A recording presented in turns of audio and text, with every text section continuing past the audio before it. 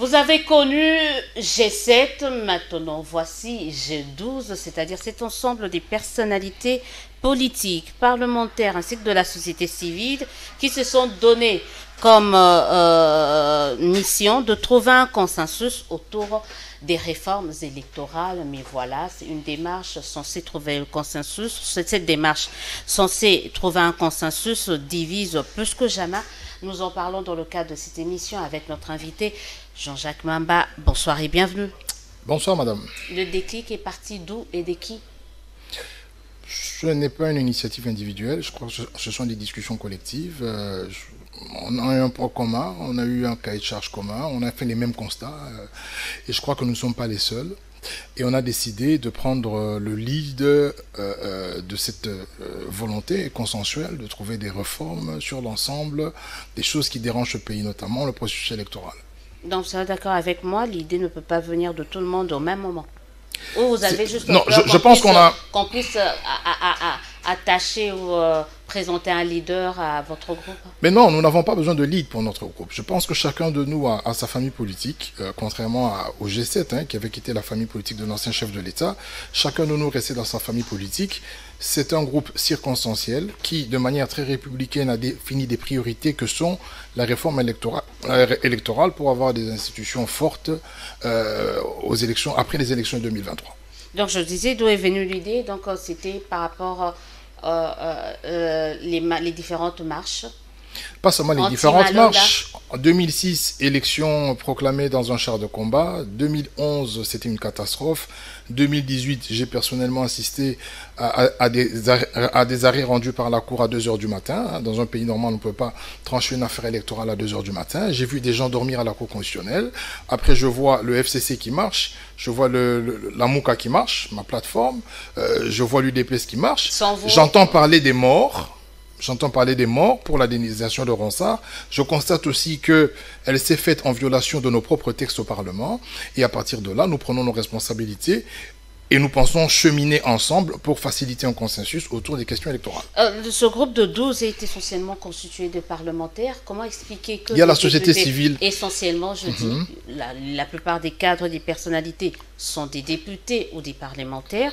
Donc, comment expliquer que vous soyez arrivé jusqu'au point d'amorcer une démarche extra-parlementaire? Est-ce un aveu d'échec de cette institution? Non, je pense qu'il faut situer les choses dans leur contexte. Le Parlement est une institution, et cette institution émane du peuple. Ça veut dire que chaque siège, est négocié auprès de la population. Et comment est-il négocié? Vous allez vers la population pour connaître ses désidératas. Ça veut dire que cette institution doit être en phase avec les désidératas de la population. Et donc, ce que vous qualifiez de démarche extra-parlementaire, moi je la qualifie d'une démarche purement parlementaire. Parce que le parlementaire va vers la population, connaître ses désidératas et fournir des outils légaux pour améliorer la situation qui est décriée ou la situation qui doit être améliorée. Donc, ce n'est pas extra-parlementaire, c'est une démarche normale dans l'exercice de notre activité.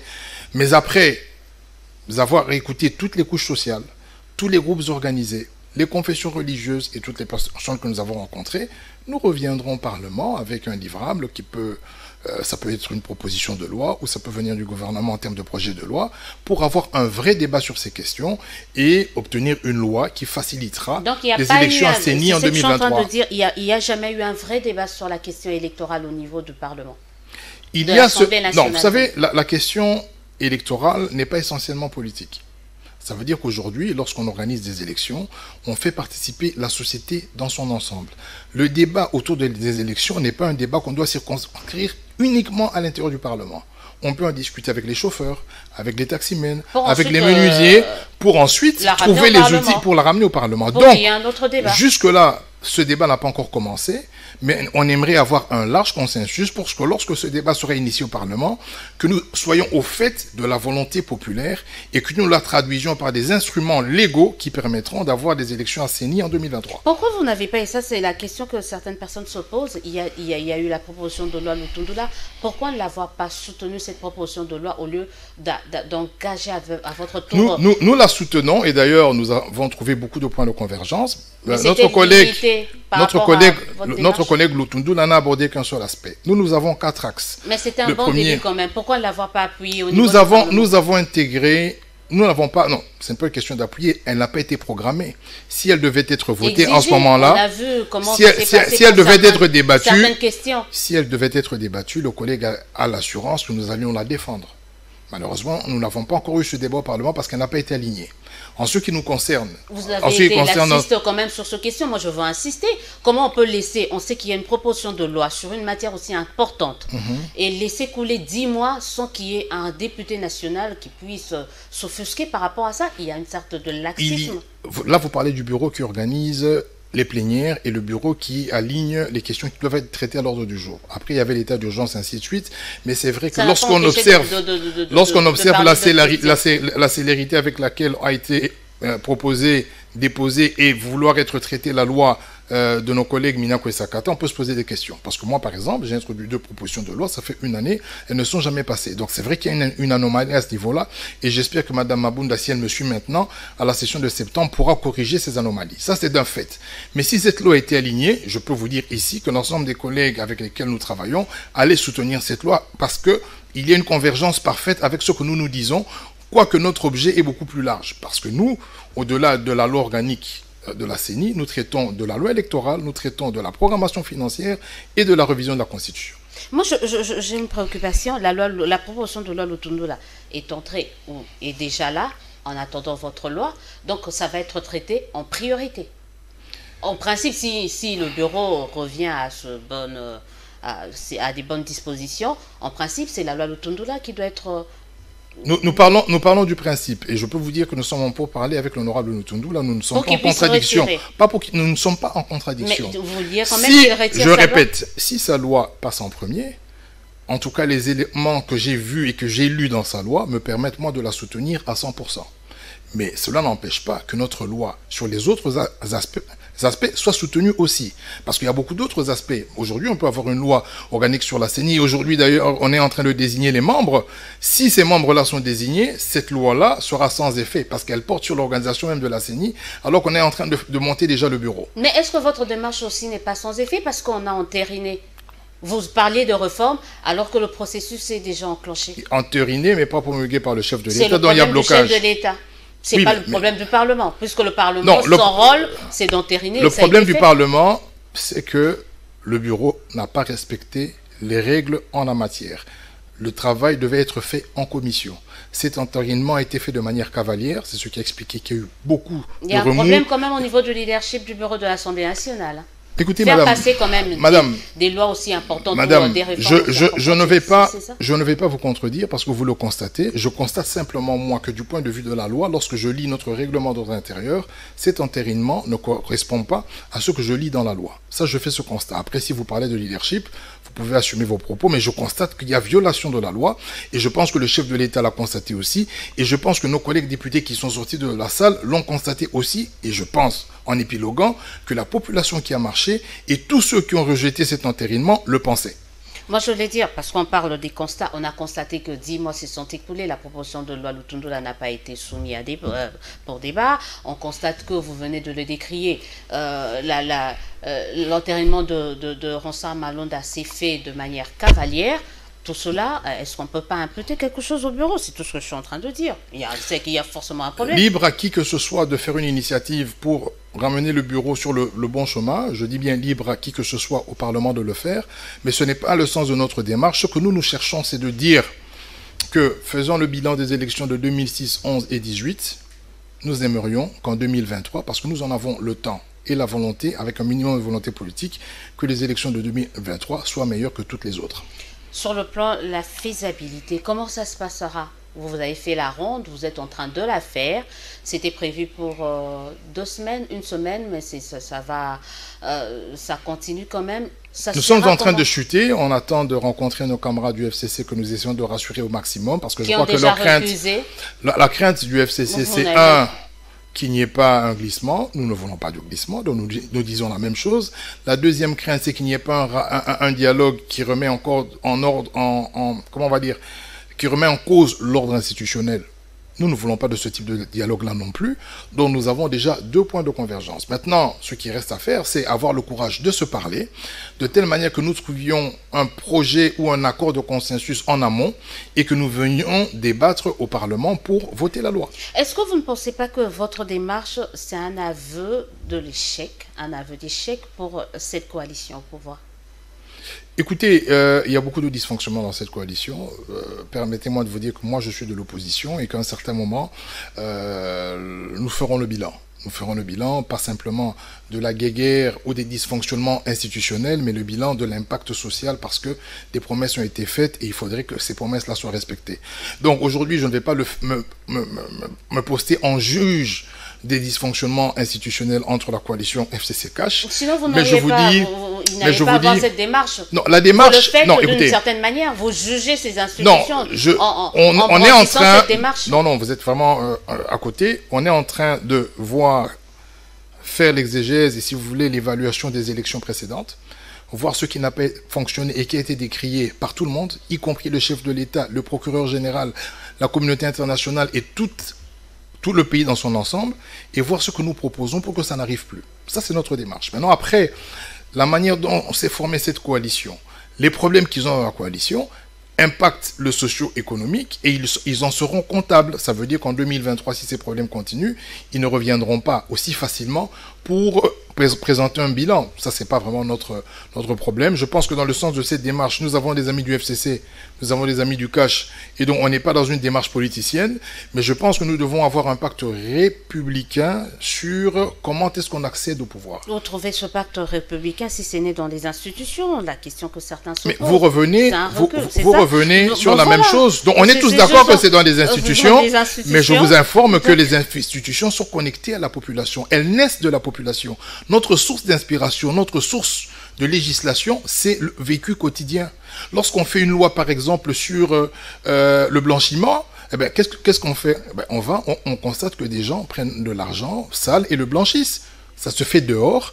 Nous écrivons la loi et nous l'amenons au Parlement. Et c'est comme ça pour toutes les lois faites par les institutions. Alors, quelles sont les assurances que vous avez que votre démarche va aboutir utilement? Nous n'avons aucune prétention. Nous avons des espoirs. Quels sont les espoirs que nous avons? D'abord, nous partons du fait que nous avons un pays qui est essentiellement consensuel. Je peux vous rappeler plusieurs dialogues refusés. En 2011, à l'époque, notre estimé collègue Mende disait que c'était même pas important parce que les institutions étaient déjà légitimes. Et puis, il y a eu les concertations. En 2016, nos amis de l'UDPS disaient, après 2016, M. Kabila doit démissionner. Finalement, il n'a pas démissionné. On a dialogué. Je pense que si vous allez de 60 à nos jours, on refuse à la base le dialogue, mais après ce n'est pas... Donc la finalité pour vous, c'est le dialogue. La finalité pour nous... Vous avez mis du temps quand même pour l'avouer. Le dialogue, c'est comme je parle avec vous. Tout dépend du contenu. Aujourd'hui, je suis en train de parler avec vous. On peut considérer que je dialogue avec vous. Mais si l'enjeu du dialogue... à ce terme. Non, c'est un terme qui est galvaudé. Parce que le terme est galvaudé. Ici, lorsqu'on parle dialogue, ça rime avec partage de pouvoir, remise en cause de l'ordre institutionnel. Nous ne sommes pas dans ce schéma-là. Nous ne voulons même pas un dialogue... Vous voulez remettre en cause l'enterrement de Malonda, c'est ça aussi? Non, on ne parle pas de Malonda, nous remettons en cause le jeu électoral. Nous remettons en cause les règles d'accession au pouvoir. Mais Madame, je vous donne un exemple. Il y a les femmes qui ont déjà désigné leur candidat. Je vais vous donner un exemple. Le train est en marche, vous remettez en cause quelque chose. Trouvez-vous normal que nous soyons le seul pays d'Afrique noire et l'un des plus riches et qui est considéré aujourd'hui comme le pays le plus pauvre au monde? Je crois qu'il faut attaquer les problèmes de fond. Aujourd'hui, vous allez en Côte d'Ivoire, vous allez au Ghana, vous allez au Nigeria, vous allez constater que pour ces 3 cycles électoraux que nous avons passés, ils ont réussi à faire quelque chose. Et le pays a avancé. Ce qui nous bloque, c'est quoi? Vous avez aujourd'hui un gouvernement de 65 ministres. Qui vient d'où? Qui vient du fait qu'on doit satisfaire des coalitions, avec des coalitions, des regroupements AAB. Tout le monde doit se retrouver quelque part, et ça fait 65 ministres. Mais avec le budget que nous avons, ça pèse. Et aujourd'hui, madame, si je vous pose la question de savoir, je vais vous citer 3 personnalités politiques, vous me donnez leur parti politique, peut-être que vous ne le saurez pas, et le nom que vous citerez du parti politique ne correspondra pas à ce qu'il y a à la CENI. Il y a des personnes qui sont réputées être du MLC, mais que vous retrouvez élus à la CENI, par exemple, sur une liste d'un regroupement. Je veux dire qu'aujourd'hui, dans un pays où il y a 800 partis politiques, où les élections épiloguent sur des chars de combat, des morts, et ainsi de suite, refuser de discuter de l'amélioration du processus électoral, ce n'est pas républicain. Est-ce que vous n'avez pas l'impression que vous y prenez un peu tard par rapport à Martin Fayulu, qui est déjà, à Pôle-Emploi, il y a quelques mois, proposé des réformes institutionnelles, dont les réformes électorales? Il avait un très bon projet. Je pense qu'il a proposé la création d'une institution, le Haut Conseil des réformes. Mais je crois qu'aujourd'hui, nous avons un problème budgétaire. Nous discuterons avec lui. Il sera ici le 22. J'espère que d'ici le 23, on aura une bonne discussion avec lui. Mais de ce que je sais, parce qu'on a déjà des bons contacts, nous sommes d'accord à plus ou moins 80-85% de ce que nous proposons. Ce qui est dans notre cahier de charge, il le partage amplement à une différence près. C'est que nous considérons qu'à l'heure actuelle, il est tout à fait difficile avec les problèmes budgétaires que nous avons. Il faut quand même savoir qu'au premier semestre, nous n'avons mobilisé qu'1,76 milliard et que peut-être à la fin de l'année, ça ne sera que 4 milliards sur les 11 allégués. Et pourtant, dans votre réforme, vous demandez à ce qu'on revienne sur le 2 tours et je vais vous expliquer pourquoi. Qu'on revienne encore sur les élections au suffrage universel par rapport Il est démontré, j'ai essayé de vérifier parce qu'elles étaient financées par l'Union européenne, les élections de 2006, qui étaient des élections à 2 tours, elles ont coûté moins cher que celles de 2011 et de 2018.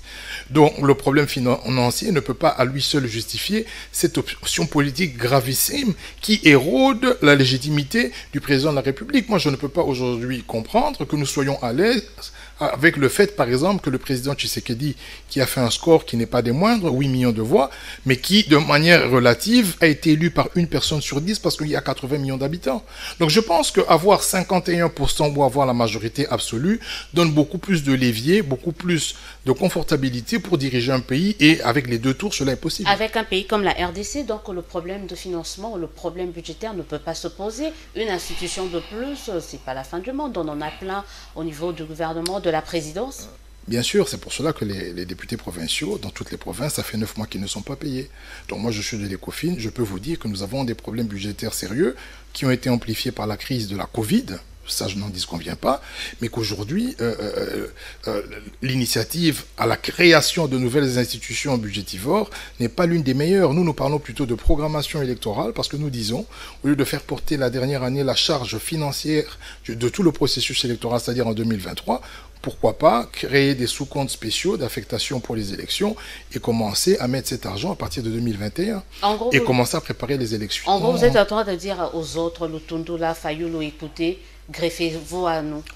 Nous n'avons pas le monopole d'une initiative qui vise la réforme. Parce que vous avez parlé des limites de la loi. Si nous avions, regardez comment on pouvait procéder. De la proposition de ce ne sont pas des limites. Donc, apparemment, votre démarche utilisons les termes appropriés. Moi, je ne parle pas de limites. Je vous donne ma version. Imaginez-vous que nous sommes à 12 parlementaires avec une collègue de la société civile. On pouvait écrire notre proposition de loi. On l'écrit, on la dépose en faisant fi de tout ce que les autres pensent. Ce que nous avons fait, c'est juste un cahier de charge. C'est-à-dire qu'au moment où je vous parle, nous avons récolté l'ensemble des desiderata de toutes les couches sociales que nous avons visitées. Parce que nous estimons que ce que nous pensons humblement ne peut être qu'une base, mais ce qui est le plus important, c'est ce que les autres pensent. Et donc je pense que lorsque nous aurons établi notre document fidèle ou cette proposition, elle reprendra probablement tout ce qu'il y a de bon dans la proposition de M. Lutundula, qui peut être repris dans la proposition de la CENCO, de l'ECC et ainsi de suite. Mais donc ce n'est pas porté par vous. Pas par nous en tant qu'individu, ou moi Jean-Jacques Mamba. Je suis en train de dire que ça peut être endossé par 50 députés, par 100 députés. On ne sait pas qui vont nous accompagner dans cette démarche, mais nous ne sommes pas dans une logique exclusive où nous cherchons à avoir la paternité de quoi que ce soit. Nous avons pris une initiative pour la faciliter. Mais au moment de l'endosser, je ne serais pas surpris que 50, 60, 80, peut-être 100, peut-être même 200 députés souscrivent à la démarche. Il y a un problème avec, pas un problème, parce que certains essayent de voir un problème avec votre démarche, c'est vraiment au niveau de la révision de certains articles de la Constitution. Quand on parle de la Constitution du pays.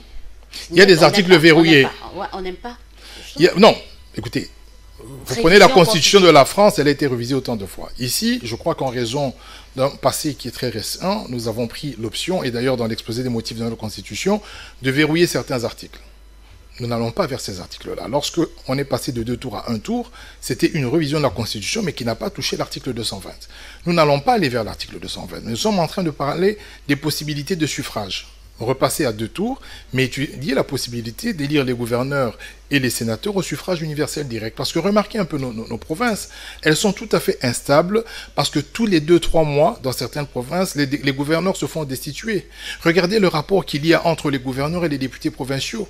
Donc c'est un rapport qui est tout à fait distendu, qui n'est pas basé sur une vision commune de développement de la province, mais qui est basé sur des rapports de force par rapport au désintéressement des problèmes individuels des députés provinciaux. Et tous ceux qui partent, généralement, vous comprendrez que ce sont des personnes qui ne sont pas sur le diapason ou à la hauteur ou en mesure de satisfaire les desiderata individuels de ces députés-là. Vous parlez d'intégrer les propositions de tout le monde.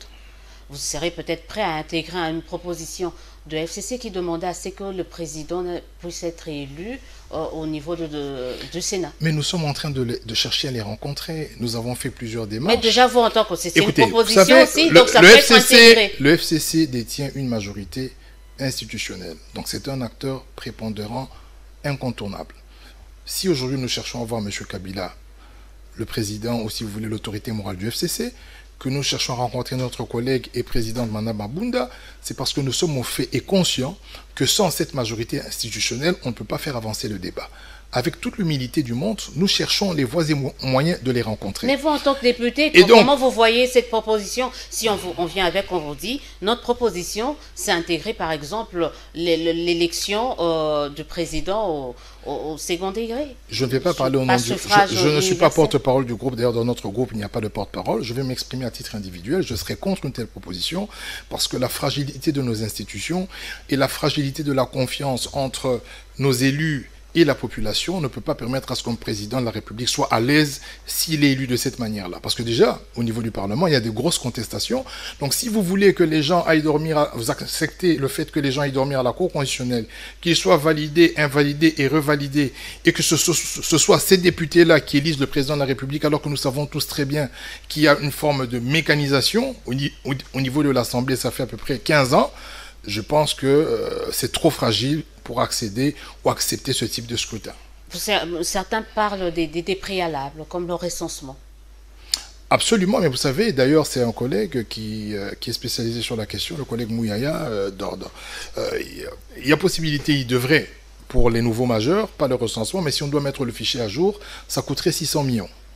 C'est-à-dire que vous prenez les personnes qui avaient par exemple 14 ans en 2018 et qui auront la majorité en 2023. Si on doit refaire le même travail, ça va coûter 600 millions. Des réformes ponctuelles ça, pourquoi ne pas penser à une réforme recensement, par contre, un recensement qui respecterait les délais, ça veut dire qu'il n'irait pas au-delà de 2023, qui pourrait être fait techniquement, permettrait d'extraire le fichier électoral. Donc, dans nos propositions, nous parlons du recensement. Et moi, à titre personnel, parce que bon, là on est sur la question du recensement, je peux vous donner un autre exemple. J'estime par exemple qu'on ne doit plus payer de caution pour les élections. Et on doit passer par le parrainage. Après, ça peut être balayé d'un revers, mais j'ai un argumentaire, je ne vais pas dire en béton, parce que je ne suis pas président de la République, mais j'ai un argumentaire soutenable qui peut justifier cette position-là. Mais en ce qui concerne le recensement, d'après les informations nous fournies... lequel plutôt? Mais madame, j'estime qu'on doit améliorer la qualité de nos institutions. Il ne suffit pas d'avoir de l'argent pour faire de la politique, mais il faut qu'on reconnaisse en vous, par votre communauté... Non, on trouve de l'argent en politique ici chez nous. On vient voilà, c'est déjà normal, c'est déjà normal. Mais je pense qu'un minimum, parce que ça se fait déjà au Sénégal, j'ai lu la loi sur le parrainage, lorsque votre communauté veut que vous alliez la représenter, elle s'y engage avant même les élections. Et alors en ce moment-là, premièrement, on ne pousse pas les chefs de parti à chercher à s'enrichir lorsqu'ils sont dans les institutions pour financer le processus électoral. Notez par exemple que pour avoir des élections provinciales et nationales, un parti doit aligner 1200 candidats. La caution étant à 1000 $, il faut qu'il trouve 1 200 000. Alors ma foi... C'était fait pour décourager, mais apparemment ça n'a découragé personne. Mais voilà, personne. Par contre, avec le parrainage, ce sera très difficile. Si on demande à un candidat député national de trouver 1000 signatures pour être candidat, je vous assure que les gens, entre guillemets, comme on dit chez nous, feront des fiers pour signer. Mais je préfère ça parce que les gens qui viendront vers vous, c'est des gens qui croient en vous et qui croient en vos capacités de résoudre leurs problèmes ou d'apporter des solutions. Est-ce que vous comptez intégrer, par exemple, une date fixe pour les élections et éviter ainsi de glissement? Ça se passe ailleurs, je ne sais pas, peut-être on va extrapoler dans la comparaison aux États-Unis. On sait qu'en novembre, vouloir ou pas, il y aura élection dans tel pays en France. C'est vrai que ce sont des vieilles démocraties. Est-ce qu'il n'y a pas moyen de tout ceci, je crois que dans les cahiers des charges que nous recevons... C'est-à-dire, on sait qu'en décembre, 15 décembre... Je regrette que vous ne soyez pas associé à la démarche. Vous auriez apporté des inputs intéressants. Mais je pense que la plupart des personnes que nous avons contactées ont envoyé des inputs. On ne les a pas tous traités. En ce qui me concerne, je pense qu'on doit avoir les élections pendant la saison sèche. Plus jamais des élections en décembre. Donc on doit les avoir au mois de juin, juillet. Parce qu'au fait, j'ai vu les aléas de la pluie, ce que ça a causé sur le processus électoral. Quand il pleut abondamment, les gens ne vont pas voter. Les PV se perdent, tout se mouille, et ainsi de suite. C'est très compliqué d'organiser des élections. Quoique, il ne pleut pas au même moment sur l'ensemble de la République. Autant la saison sèche, c'est pas partout. Ça, ce n'est qu'une idée. Mais nous n'avons pas d'idée fixe sur la date. Je pense que c'est envisageable, mais la Constitution est claire. Elle vous dit que 90 jours avant l'expiration du mandat du président qui est là, dont on peut voir, c'est quand 90 jours, et on a déjà une date approximative. On n'a pas besoin de fixer vraiment la date, mais au moins on s'en tient aux 90 jours. On va terminer, c'est pratiquement la fin de cette émission. Certains pensent que cette démarche est un recul pour la démocratie en RDC. En tout cas, nous sommes dans une démocratie et tout le monde peut penser ce qu'il veut. Après, on doit le respecter. Mais je peux vous assurer de quelque chose. C'est que pour imposer un point de vue politique dans un pays démocratique, vous n'avez pas d'autre possibilité que dialoguer. Soit vous l'imposez par le dialogue, mais quand vous l'imposez par la rue, il y a des casses et votre pays devient infréquentable. Par la guerre, il y a des morts et votre pays recule. Mais en discutant comme nous voulons le faire, il y a toujours des possibilités de faire avancer le pays. Jean-Jacques Mamba, merci d'avoir été de nôtre. C'est moi qui vous remercie, madame. Merci aux téléspectateurs. Vous étiez nombreux à nous suivre. Écrivez-nous, appelez-nous pour vos réactions et suggestions. Suivez-nous dans nos différentes plateformes. On sera toujours là pour vous. En attendant, on continue de suivre le programme de la télévision Haute Définition. On se dit au revoir et à très très bientôt.